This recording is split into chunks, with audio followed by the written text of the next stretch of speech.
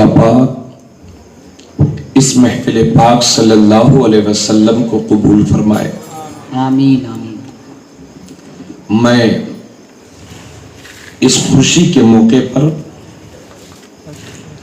مزمل شیخ صاحب کی پوری فیملی کو، ان کے دوستوں کو، ان کے گھر کے تمام لوگوں کو مبارکباد پیش کرتا ہوں اور دعا کرتا ہوں مولا کریم کل جو نکاح کی تقریب منعقد ہونے والی ہے اس کو بحسن خوبی انجام پذیر فرمائے اور زوجین کی عمر میں بے پناہ برکت عطا فرمائے۔ آمین آمین۔ نئی دلہن کے قدموں کی برکتوں سے اللہ اس گھر کو اور ترقی عطا فرمائے۔ آمین آمین۔ ماشاءاللہ بڑی عقیدت اور احترام کے ساتھ عزیزم ریحان شیخ نے کوشش کر کے اپنے والد صاحب سے اجازت لے کے اس محفل پاک کو منعقد کیا۔ اللہ نے جن کو توفیق بخشی وہ سب یہاں پر حاضر ہیں۔ کچھ لوگ پڑوس سے بھی نہیں آ پائے ہوں گے، مگر دیکھیے ماشاءاللہ ہمارے 22 نمبر وارڈ کے نئے ادھیک عبدالغفار بھائی واحدی بھی تشریف لائے ہیں ماشاءاللہ۔ تو اور دور و دراز سے آئے ہیں، حاج اقبال صاحب بھی ماشاءاللہ تشریف لائے ہیں، اور سبھی لوگ، کچھ لوگوں سے میری ملاقات ہے، کچھ سے نہیں ہے۔ تو جن کو اللہ نے توفیق بخشی وہ سب آئے ہیں، اور جو نہیں آئے ہیں میری ان کے لیے دعا ہے پروردگار عالم انہیں ہدایت نصیب فرمائے آمین آمین۔ اور خود بھی انہیں نیک محفلیں کرنے اور اس میں شرکت کرنے کی توفیق بخشے۔ آمین۔ زندگی ہے، انسان کے بہت ساری ضروریات ہوتی ہیں، تو اللہ جانے کس کی کیا ضرورت ہو۔ خیر، ہمارے وہ بھائی ہیں، لیکن آپ سے گزارش ہے کہ اس طرح کی محفلیں محلے میں کبھی ہوا کریں تو شرکت کر لیا کریں۔ اور جیسا کہ ہمارے عزیزم آصف ربانی نے بتایا تھا کہ عموماً نیپال گنج میں شادی سے پہلے عموماً پروگرام نہیں ہوتے ہیں، تو لوگوں کی عادت نہیں ہے، لیکن یہ اچھا اقدام کیا گیا ہے، اچھے کام کی طرف قدم بڑھائے گئے ہیں۔ تو میری یہ دعا ہے اللہ پاک اس تقریب کو قبول فرمائے، آمین آمین۔ اور زندگی میں کبھی اس کا افسوس مت کرنا کہ کون آیا کون نہیں آیا، ہے نا۔ تبلیغی جماعت ایک درجن لوگ ایک آدمی کو بہکانے کے لیے پریشان رہتے ہیں، تو ہم لوگ 1 درجن لوگوں کی قدر نہیں کریں گے، ضرور کریں گے۔ اور پھر جہاں اللہ اور اس کے محبوب بندوں کی محفلیں ہوتی ہیں، اللہ کے مقدس فرشتے اس محفل میں تشریف لایا کرتے ہیں۔ تو اللہ رب العزت سب کی حاضری کو قبول فرمائے۔ آمین۔ میں تمام مجلس میں شرکا کا مزمل شیخ صاحب کی طرف سے شکریہ ادا کرتا ہوں، اور آپ سب کے لیے دعا کرتا ہوں مولا کریم ہم سب کی حاضری کو قبول فرمائے۔ آمین۔ بآواز بلند درود شریف پڑھیں، صلی اللہ علی النبی الامی وآلہ صلی اللہ علیہ وسلم، صلاۃ و سلام علیک یا رسول اللہ صلی اللہ تعالی علیہ وسلم۔ چلیے تھوڑا ٹائٹ ہے یہ، کوئی بات نہیں۔ اللہ رب العزت قرآن کریم میں ارشاد فرماتا ہے فَانْكِحُوا مَا طَابَ لَكُم مِّنَ النِّسَاءِ مَثْنَىٰ وَثُلَاثَ وَرُبَاعَ فَإِنْ خِفْتُمْ أَلَّا تَعْدِلُوا فَوَاحِدَةً۔ اللہ فرماتا ہے فَانْكِحُوا مَا طَابَ لَكُم مِّنَ النِّسَاءِ، نکاح کرو عورتوں سے جو تمہیں پسند آئیں، اچھی لگیں، بھائیں، ان سے نکاح کرو۔ مثنا 2 سے، وثلاثہ 3 سے، ورباع اور 4 سے۔ فَإِنْ خِفْتُمْ أَلَّا تَعْدِلُوا فَوَاحِدَةً، اور اگر تم نے 2 بیویاں کر لی یا 3 بیویاں کر لی یا 4 بیویاں کر لی فَإِنْ خِفْتُمْ أَلَّا تَعْدِلُوا تو تمہیں یہ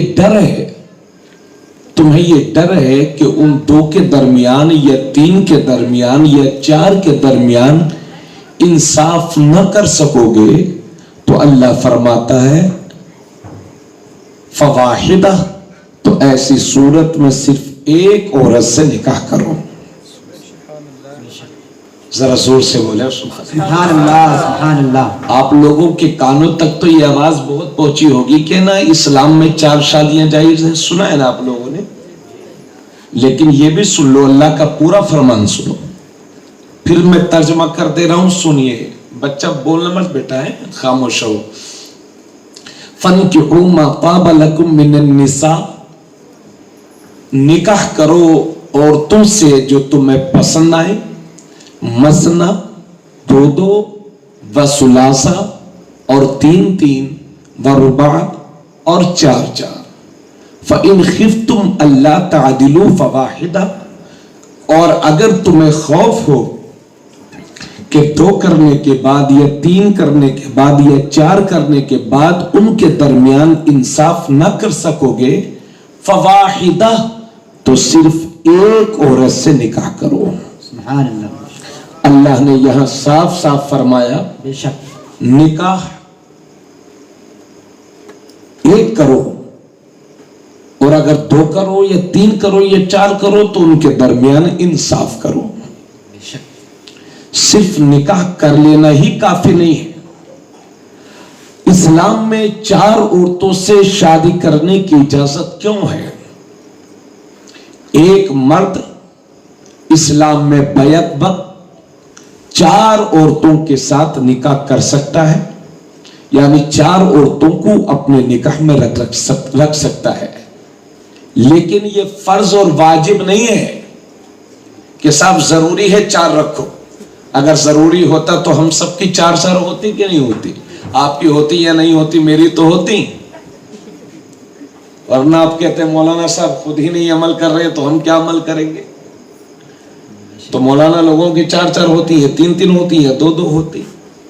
تو یہ ضروری نہیں ہے, یہ اللہ کا حکم ہے نا.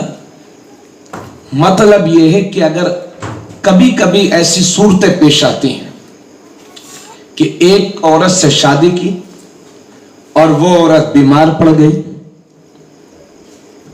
اور وہ اس لائق نہیں ہے کہ شوہر اس سے مجامعت کر سکے, جو میاں بیوی کے حقوق ہیں اس عورت کے ذریعے سے وہ شوہر کے حق پورا ہو جائے, اس لائق نہیں ہے اگر وہ عورت, تب پھر پوری زندگی اگر بیوی بیمار ہے تو یا اس کا مطلب یہ ہے کہ اسے طلاق دو پھر دوسری شادی کرو.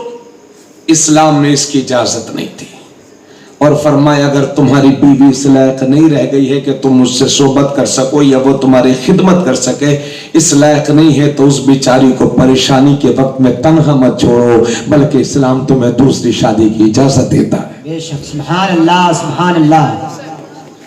کیوں بھائی؟ بعض لوگ کہتے ہیں 4 شادیاں کرنا سنت ہے اور ایک ٹائم کی نماز نہیں پڑھیں گے, یعنی سنت تو یاد ہے لیکن فرض بھول گئے. فیشن بنا رکھا ہے لوگوں نے, عورتوں کی حق تلفی کرتے ہیں, ظلم و زیادتی کرتے ہیں ان کے ساتھ. میں نے ایک حدیث شریف میں پڑھا ہے اور یہ مشکات شریف کی حدیث ہے. اللہ کے نبی صلی اللہ علیہ وسلم فرماتے ہیں جس کی 2 بیویاں ہوں اور وہ اس کے ساتھ انصاف نہ کر سکے تو قیامت کے دن اس کے جسم کا ایک دھڑا الگ کر دیا جائے گا. کئی دھڑوں میں انسان قیامت کے دن دکھائی دے گا جو اپنی 2 بیویاں رکھنے کے بعد ان کے درمیان انصاف نہیں کرتا. انصاف کا کیا مطلب؟ ایک کو خرچ کے لیے 5,000 دیتا ہے, دوسرے کو خرچ کے لیے 50,000 دیتا ہے, یہ نا انصافی ہے. ایک کے پاس 1 رات گزارتا ہے اور دوسرے کے پاس 5 راتیں گزارتا ہے, یہ نا انصافی ہے نا. ایک کو پرانے پھٹے کپڑے پہناتا ہے, دوسری کو اچھے سے اچھا پہناتا ہے, یہ عورتوں کے ساتھ نا انصافی ہے. अल्लाह के नबी ने फरमाया जिसकी 2 बीवियां हो वो अपनी बीवियों के साथ 2 बीवियों के साथ नाइंसाफी न करे। खुद हमारे नबी करीम सल्लल्लाहु अलैहि वसल्लम ने इस्लाम ने 4 औरतों से शादी करने की इजाजत दी बैक वक्त। ठीक है, आप लोग तशरीफ रखें। 4 औरतों से इस्लाम ने शादी करने की इजाजत दी, लेकिन 2 सगी बहनों को एक साथ निकाह में रखना यह हराम है। यानी एक औरत से शादी कर ली, उसके कुछ दिन बाद अपनी साली या अपनी बीबी की बड़ी बहन से शादी कर ली, यानी उसकी सगी बहन से, चाहे वो छोटी हो चाहे बड़ी हो, शादी करके अपने घर में लाना और 2 सगी बहनों को अपने निकाह में रखना, ये इस्लाम में हराम है। ऐसे शख्स की क़यामत के दिन पकड़ होगी। तो पहली बात तो यह है कि इंसान कभी बीबी बीमार हो गई, सोबत के लायक नहीं रही, तो या तो उसको तलाक दो, तब दूसरी शादी करो। इस्लाम इसकी इजाजत नहीं देता। और अल्लाह फरमाता है, अल्लाह के नबी फरमाते हो, उस बेचारी को परेशानी में तन्हा मत छोड़ो, बल्कि दूसरी शादी कर लो। और कभी ऐसा होता है कि इंसान की शहवत का गलबा होता है, एक बीवी निकाह में है लेकिन शहवत ज्यादा है, तो इस्लाम कहता है जिना मत कर, भले से दूसरी शादी कर ले। कभी ऐसा होता है कि 2 से भी उसका काम नहीं चल रहा है, तो इस्लाम कहता है तब भी जिना मत कर, तीसरी कर ले। और अगर 3 से भी तेरा काम नहीं चलता है, तब भी गुनाह की तरफ कदम मत उठा, 4थी शादी कर ले। मगर 4थी शादी, दूसरी, तीसरी और 4थी शादी उसी शर्त पर है जब उनका नानो नफका अदा कर सके। एक को रोटी खिलाई नहीं जा रही है, 2 रोटी, और 4 निकाह करने को चला है, ऐसे लोगों को बहुत सा सजा दी जाएगी क़यामत के दिन। तो इस्लाम में क़यामत तक के लिए हर मुसलमान के लिए अगर वो नानो नफका अदा कर सकता हो औरतों का, तो बैक वक्त एक औरत के लिए 4 औरतों से शादी करना, निकाह करना ये जायज है। अब आप कहेंगे मौलाना साहब मुसलमान के लिए तो 4 जायज है, लेकिन नबी ने फिर 11 निकाह क्यों किए? हजरत आपको यह भी याद दिला दूं कि मेरे नबी ने जो पहला निकाह किया था वो 25 साल की उम्र थी मेरे नबी की, और 40 साल की थी हजरत खदीजतुल कुबरा। और एक शोहर से बेवा नहीं थी हजरत खदीजा, 2 शोहरों से बेवा थी। कायनात का नबी 25 साल की उम्र में, जो खुद कुंवारे हैं, एक 40 साल बेवा को अपने निकाह में लाके क़यामत तक बेवाओं की इज्जत को बढ़ा देते हैं। उस दौर में पैगंबर ने बेवाओं विधवाओं की इज्जत को बढ़ाया है।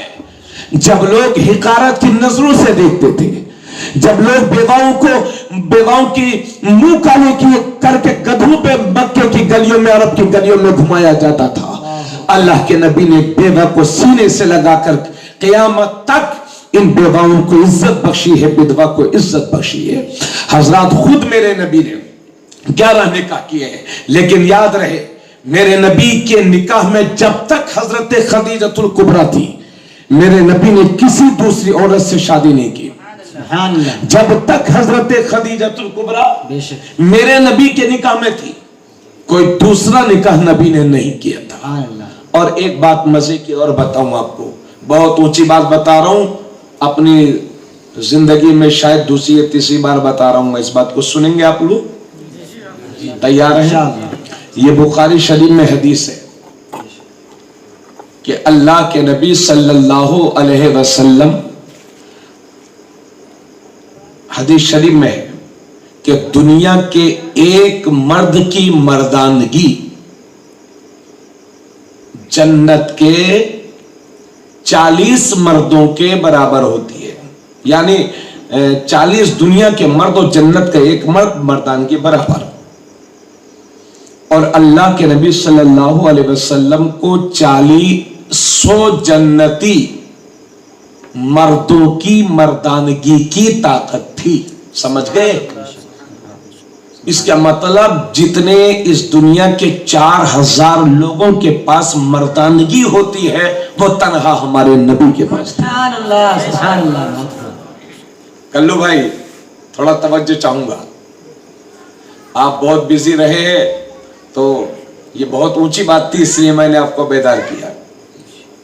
یعنی حضور کو کی جو مردانگی تھی، آپ شرمائیے مت، آپ میرے بڑے بھائی ہیں، میرے باپ کی عمر کے ہیں اور میرے بھائی ہیں، چھوٹے چھوٹے بچے بھی ہیں، لیکن اسلام سنیے، یہ بخاری شریف ہے، جتنے دنیا کے 4000 مردوں کی مردانگی جتنی طاقت ہوتی ہے، اتنی طاقت مردانگی کے اعتبار سے میرے نبی میں تنہا تھی۔ بے شک یہ بخاری شریف کی حدیث ہے۔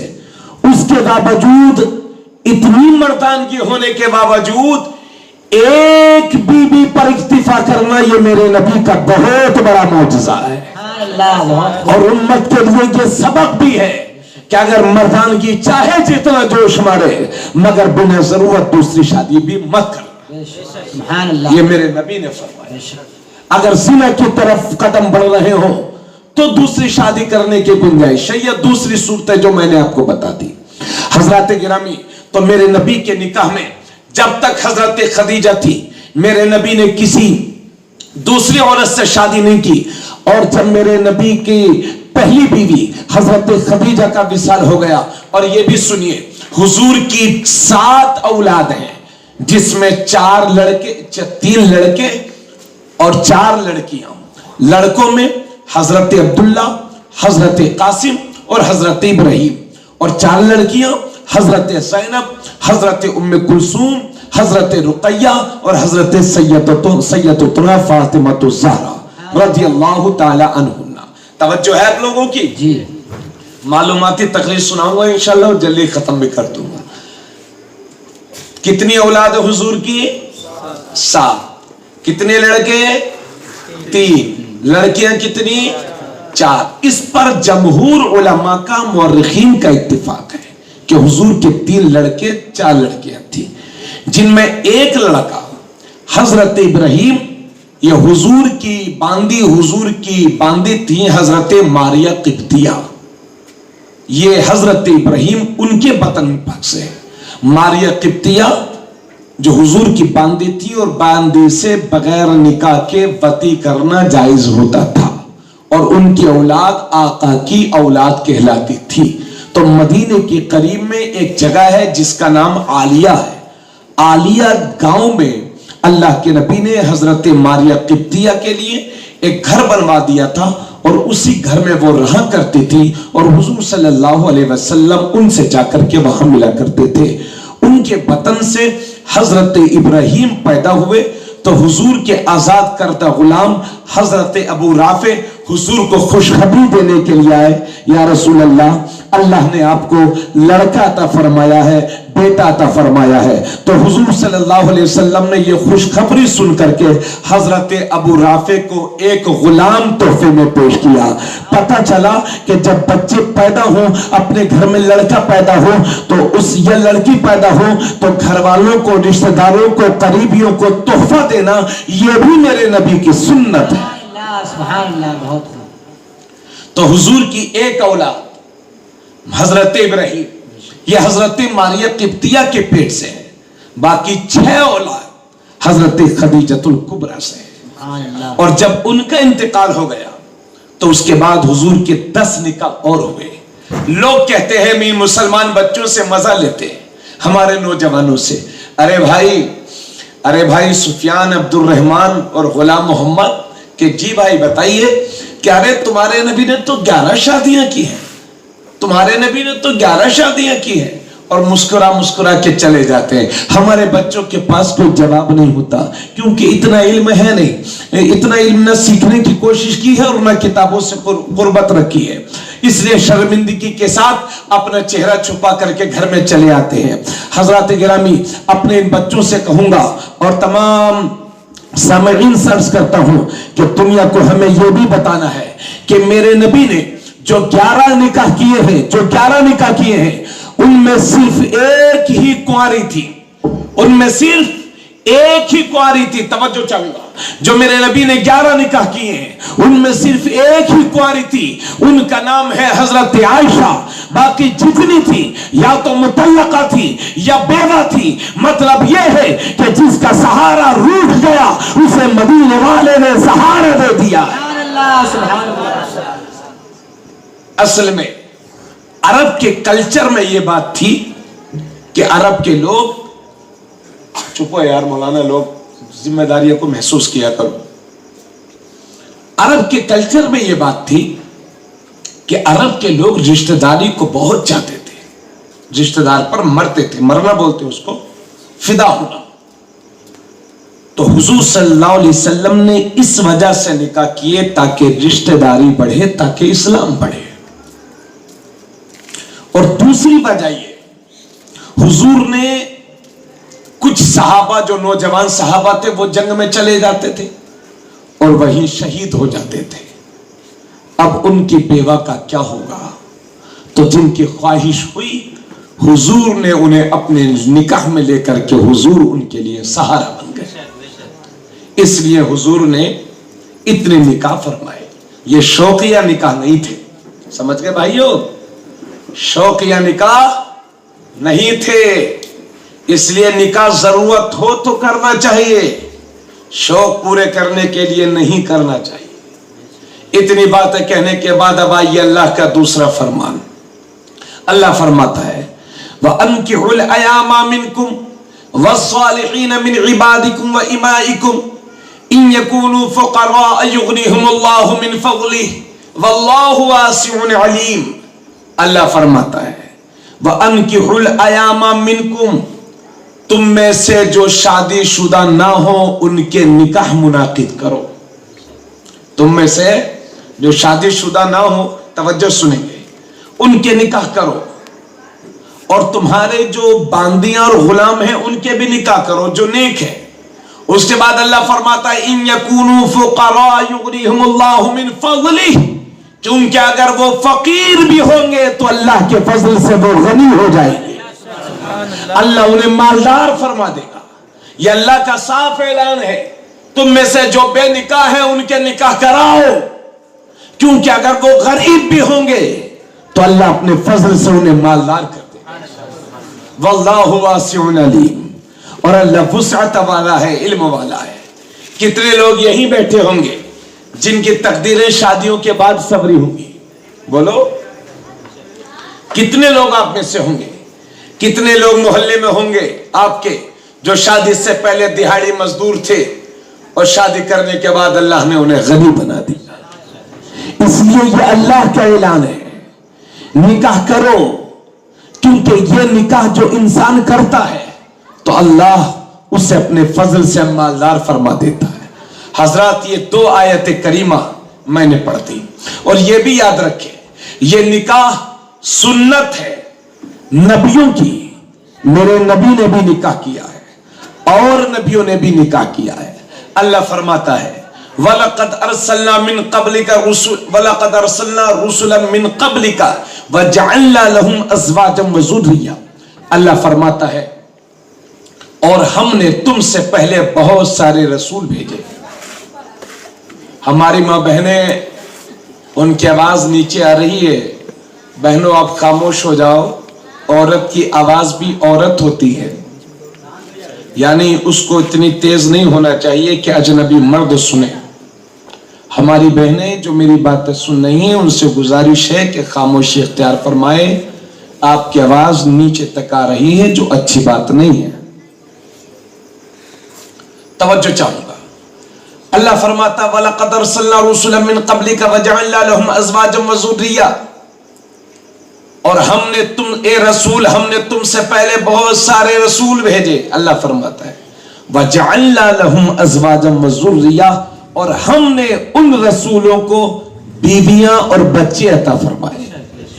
اللہ قرآن میں فرماتا ہے, یہ سورہ رعد کی آیت کریمہ ہے. اللہ فرماتا ہے ہم نے اور رسولوں کو بیویاں بھی عطا فرمائی اور بچے بھی عطا فرمائے. تو یہ نکاح میرے نبی کی سنت ہے.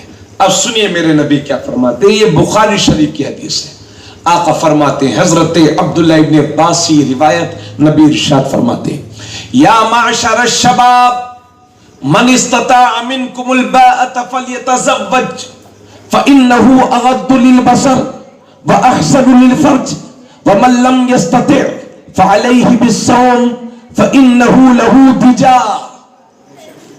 نبی ارشاد فرماتے ہیں, اے جوانوں کے گروہ, اے جوانوں, تم میں سے جو استطاعت رکھتا ہے شادیاں کرنے کی تو وہ شادی کرے. حضور فرماتے ہیں, آپ لوگوں کے ذہن بالکل حاضر نہیں, جبکہ میں تقریر جو ہے بہت ڈھنگ کی کر رہا ہوں, معلوم ہے. چھوٹو بہت بول رہے تھے آپ, چلو میں نے قبول کر لیا, آپ بولنا مت, ہے نا, بیٹھ جاؤ.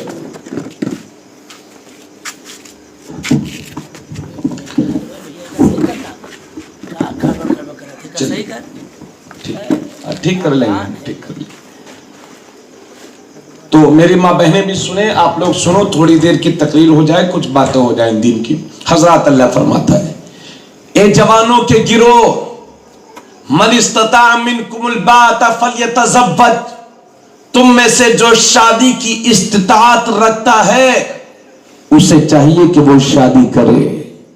فإنه اغض للبصر واحسن للفرج, کیونکہ یہ شادیاں اجنبی عورتوں کی طرف نکاح کو جانے سے روکتی ہیں. وَأَحْسَنُ لِلْفَرْجِ, اور یہ شادیاں شرمگاہوں کی حفاظت کرتی ہیں. وَمَن لَّمْ يَسْتَطِعْ فَعَلَيْهِ بِالصَّوْمِ فَإِنَّهُ لَهُ وِجَاء.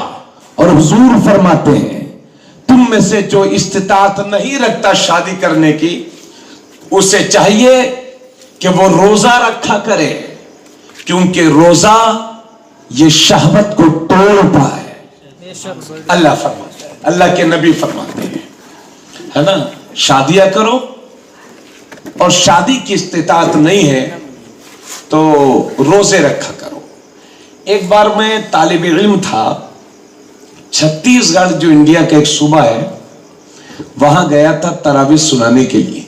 پڑھتا تھا میں اجودھیا میں, تو میں کمپیوٹر سیکھنے کے لیے گیا, غالباً سن 2007 یہ 6 کی بات ہے. ایک جین کے یہاں میں کمپیوٹر سیکھنے گیا تھا, تو کچھ دن جاتا رہا. اس کے بعد ایک دن بعد وہ بولے کہ آپ دھرم گرو ہیں کیا؟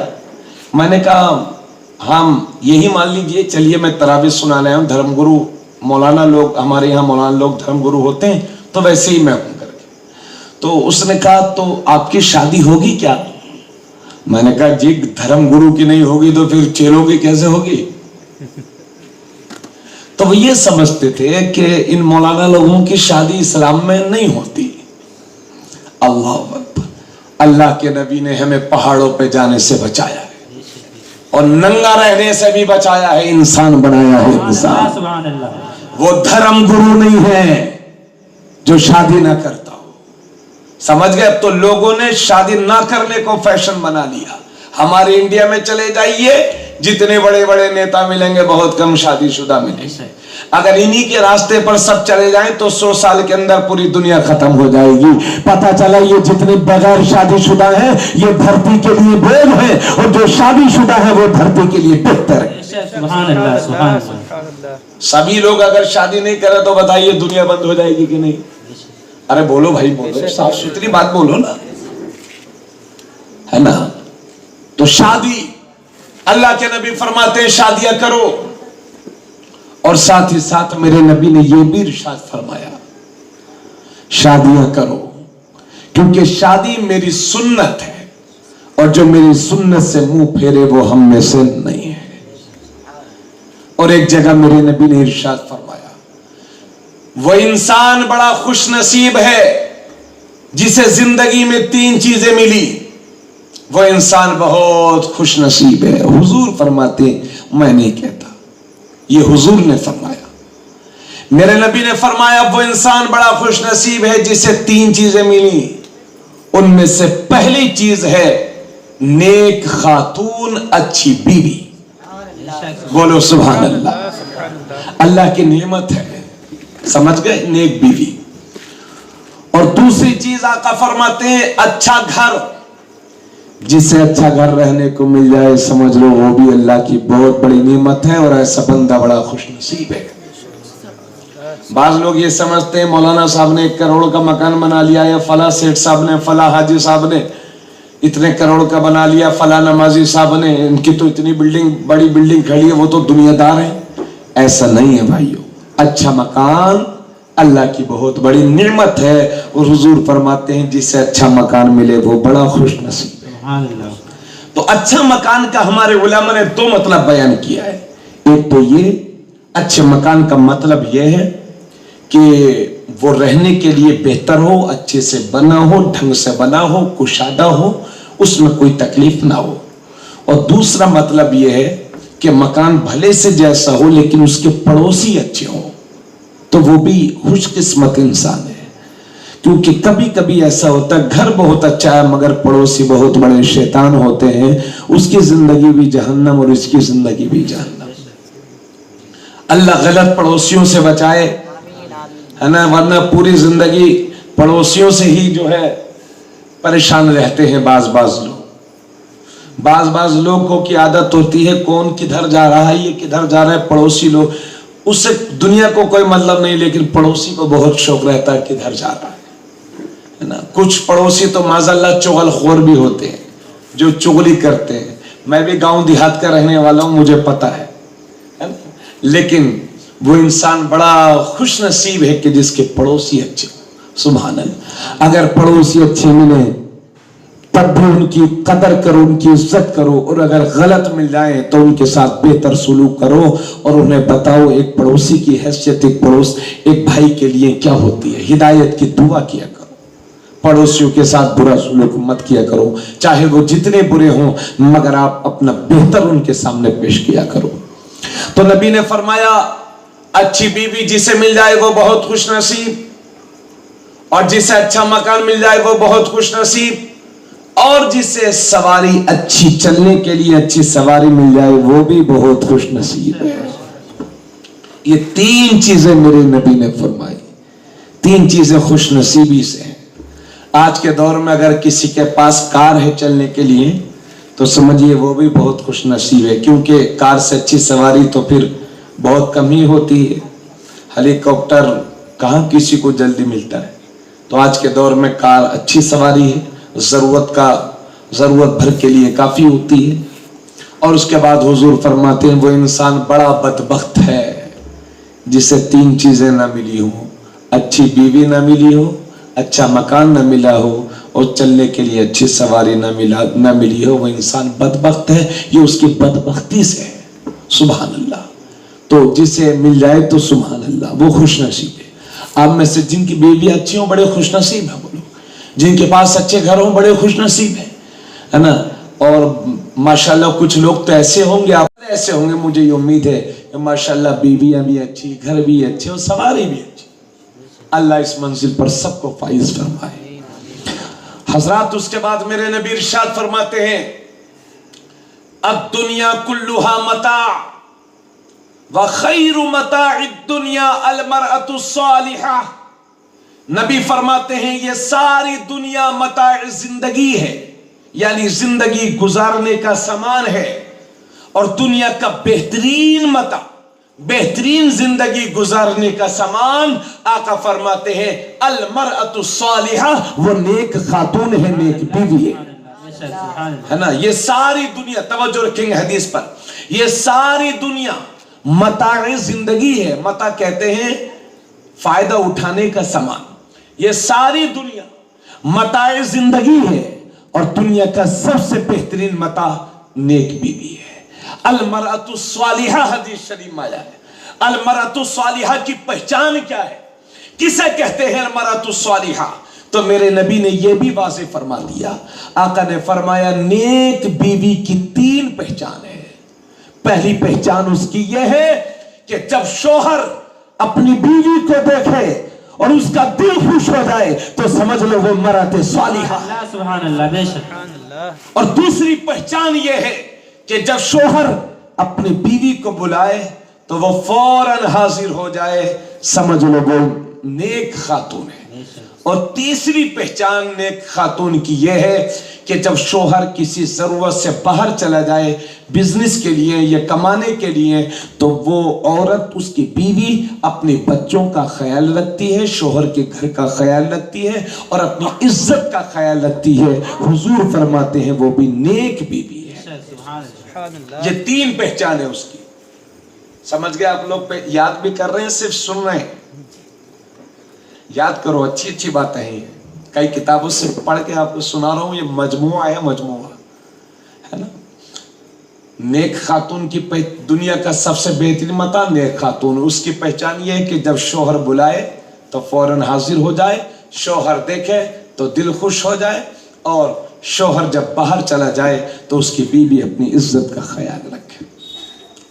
مگر آج میاں بیوی میں نہیں بنتی، اکثر گھروں میں جھگڑے رہتے ہیں۔ اللہ بچائے ہمیں۔ اسلام نے دونوں کے حقوق متعین کر دیے ہیں۔ عورتوں سے اللہ کے نبی نے ارشاد فرمایا کہ اگر اللہ کے سوا کسی کو سجدہ کرنا جائز ہوتا، توجہ سے سنیں گے، نبی فرماتے ہیں اللہ کے سوا اگر کسی کو سجدہ کرنا جائز ہوتا تو میں عورتوں کو حکم دیتا کہ وہ اپنے شوہروں کو سجدہ کریں، لیکن اللہ کے سوا کسی کو سجدہ کرنا جائز نہیں ہے، اس لیے عورتیں اپنے شوہر کو سجدہ تو نہیں کر سکتی۔ مگر اس سے پتہ چلتا ہے کہ شوہر کی عزت عورتوں کے لیے کتنی زیادہ ضروری ہے۔ اللہ کے نبی نے فرمایا، یاد رکھیے اللہ کے سوا کسی کو جائز نہیں ہے سجدہ کرنا۔ اگر غیر اللہ کو سجدہ جائز ہوتا تو نبی فرماتے میں عورتوں سے کہتا اپنے شوہروں کو سجدہ کرو۔ اس سے پتہ چلتا ہے کہ ایک عورت کے لیے اس کے شوہر کی حیثیت اس کی زندگی میں کتنی اہم ہے۔ معزز سامعین، اور ایک حدیث میں میرے نبی نے ارشاد فرمایا، ایما امرأۃ ماتت، کہ جس شوہر کے عورت کا انتقال ہو جائے، جس کی بیوی کا انتقال ہو جائے، وزوجها راض، اور اس کا شوہر اس سے راضی ہو، آقا فرماتے ہیں دخلت الجنہ، ایسی عورت جیسے ہی مرے گی جنت میں داخل۔ سبحان اللہ۔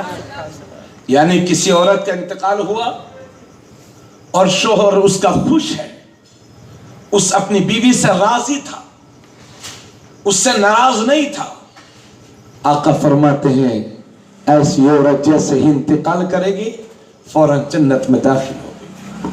اور اللہ کے نبی یہ بھی فرماتے ہیں کہ اگر شوہر اپنی بیوی کو بلائے اور بیوی اپنے شوہر کی بات پر حاضر نہ ہو، اس کے حکم پر لبیک نہ کہے، اور شوہر ناراض ہو جائے، تو جب تک شوہر ناراض رہتا ہے ایسی عورت پر اللہ کی برابر لعنتیں برستی رہتی ہیں۔ اللہ اکبر، ایسی عورت پر برابر اللہ کی لعنتیں برستی رہتی ہیں۔ اس لیے میری بہن اور میری ماں اور قوم کی بچیوں جو شادی شدہ ہیں، اپنے شوہروں کی عزت کرو، اس لیے کہ ان کی خدمت میں اللہ نے تمہارے لیے جنت رکھی ہے۔ معزز سامعین حضرات، تو شادی نکاح کسے کہتے ہیں؟ یہ بات فائنل ہو گئی کہ نکاح اسلام میں ضروری ہے اور میرے نبی کی سنت ہے۔ اب یہاں پر 3 باتیں میں عرض کر رہا ہوں، 5 باتیں۔ ایک بات یہ کہ نکاح کرنا فرض بھی ہے، توجہ سنیں گے، بہت یاد رکھیے، یہ تقریر نہیں کر رہا ہوں، یہ یاد کرا رہا ہوں آپ کو اسلامی سبق۔ نکاح کرنا اسلام میں فرض بھی ہے، واجب بھی ہے۔ فرض کا مطلب یہ ہو گیا چھوڑے گا تو گناہگار، بہت ضروری ہے۔ واجب کا مطلب ہو گیا چھوڑے گا تو گناہگار، بہت ضروری۔ اور ایک بات یہ بھی سنو، واجب اور فرض میں فرق یہ ہوتا ہے، جیسے کہ یہ 5 وقتہ جو نماز ہے یہ فرض ہے، اور جو عید کی نماز ہے یہ واجب ہے۔ वाजिब और फर्ज में फर्क ये होता है कि जो फर्ज के फर्जियत का इनकार करे वो इस्लाम से खारिज हो जाता है, और वो जो किसी वाजिब का इनकार करे वो गुमराह कहलाता है। जबकि दोनों को छोड़ना गुनाह, फर्ज को छोड़ना भी गुनाह और वाजिब को छोड़ना भी गुनाह। तो इस्लाम में निकाह करना फर्ज भी है और वाजिब भी है, सुन्नत मुअक्कदा भी है और मकरूह भी है और हराम भी है। ये 5 बातें तवज्जो है आप लोगों की। इस्लाम में निकाह करना फर्ज भी है, वाजिब भी है, सुन्नत मुअक्कदा भी है, मकरूह भी है और हराम भी है। अब फर्ज कब है सुनो, अगर कोई आदमी, कोई मर्द अपनी बीवी का नानो नफका यानी खाना खर्च उठाने की सलाहियत, इस्तिताअत, हिम्मत रखता हो और अपनी बीवी का हक अदा कर सकता हो, यानी मियां बीवी के जो ताल्लुक होते हैं उसको पूरा कर सकता हो, है ना, इस हैसियत का आदमी हो कि बीवी का खर्च भी उठा सके, 2 लफ्जों में बीवी का खर्च भी उठा सके और मियां बीवी के जो ताल्लुक होते हैं उसे भी पूरा कर सके, जो फराइज़ मुताल्लिका है वो भी पूरे हो जाए। और ऐसे शख्स को यकीन है कि मैं निकाह नहीं करूंगा तो ज़िना की मासियत में गिरफ्तार हो जाऊंगा, तो ऐसे शख्स को निकाह करना फर्ज है। इस बात का अगर उसे यकीन हो तो, समझ गए, यकीन हो कि अगर मैं शादी नहीं करूंगा तो ज़िना कर बैठूंगा, अगर उसे यकीन हो तो शादी करना फर्ज है। और अगर वो नानो नफका देने की इस्तिताअत रखता था, खर्च उठाने की इस्तिताअत रखता था और जो फराइज़ मुताल्लिका है उन्हें पूरा करने की इस्तिताअत रखता था, लेकिन उसे अंदेशा है कि अगर निकाह नहीं करूंगा तो ज़िना करूंगा, यकीन नहीं, सिर्फ अंदेशा है, सिर्फ अंदेशा है, तो ऐसे शख्स को निकाह करना वाजिब है। समझ गए। और अगर किसी के पास शहवत ना भी हो, यानी देने के लिए सब कुछ है, बीवी का हक भी अदा कर सकता है, लेकिन उसके पास शहवत नहीं है, उसका दिल ही नहीं करता शादी करने को, तब भी हुजूर फरमाते हैं ऐसे शख्स को शादी करना सुन्नते मुअक्कदा है। समझ गए, सुन्नते हाँ मुअक्कदा है, जिसका दिल नहीं कर, अक्सर लोगों का 90% लोगों को तो दिल करते ही हम शादी करें, अरे और अच्छी बात है, दिल करना भी चाहिए, लेकिन कोई शादी के लायक है भी फिर भी नहीं कर रहा है क्योंकि शहवत का बहुत ज्यादा गलबा नहीं है, तब भी निकाह करना सुन्नत मुअक्कदा है। इतनी ताकीद है इस्लाम में।